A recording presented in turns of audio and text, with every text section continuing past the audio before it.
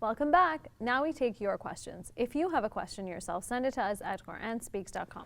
So Dr. Shabir, the question that we have is, how can we understand the idea of God having no beginning? And this viewer goes on to say, the things around me always have a beginning and an end, so I can't understand the idea of God not having a beginning. The idea of God not having a beginning comes from the idea of a necessary being, and that's in contrast with a contingent being. The questioner is right. Everything around us seems to need some explanation for why does it exist. Well, that means we're thinking that the things around us are contingent beings, and that's correct, because there does not seem to be any reason for thinking that these things have to necessarily exist. Dr. Keith Ward, in his book God, Chance, and Necessity, says that there are basically three explanations for why the universe exists. Either it exists by God creating it, as believers generally say, or that it exists by chance, just happens to be there, or that it exists by necessity. That means that there is something inherent in the universe that makes sure that it must exist and it cannot cease to exist, and therefore we shouldn't even think, why does it exist? Because it just has to exist.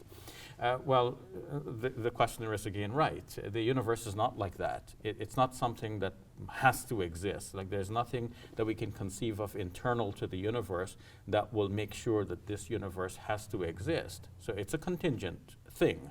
It may exist or may not exist, and the fact that it exists makes us want to know, okay, well, who created it, or how did it get here? What's the cause of its existence? Because this is a contingent thing.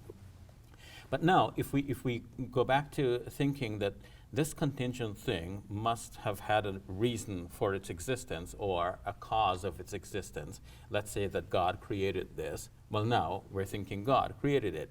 Well, somebody may be thinking, well, now you're thinking that God exists, and what is the cause of his existence? Yeah. But if you are thinking this, then you're starting to think that God is a contingent being like the universe is.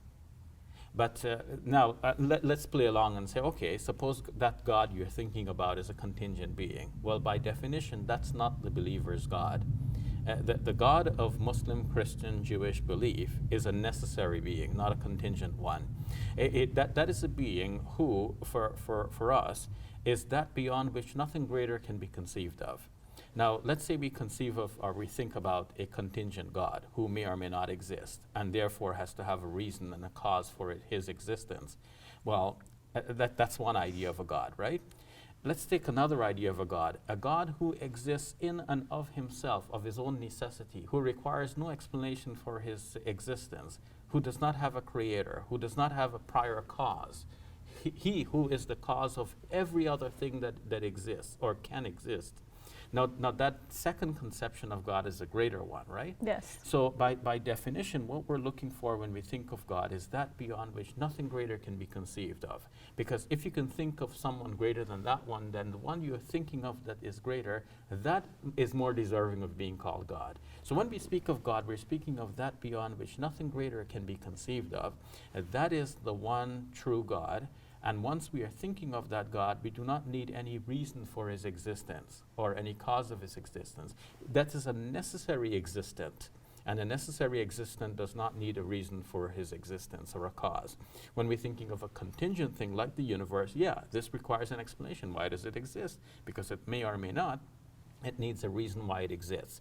God must exist, and therefore doesn't need an external reason for why he exists. He exists of his own necessity. And it's just a matter of understanding that perspective and really believing it. Precisely. Thank you very much, Dr. Shabir.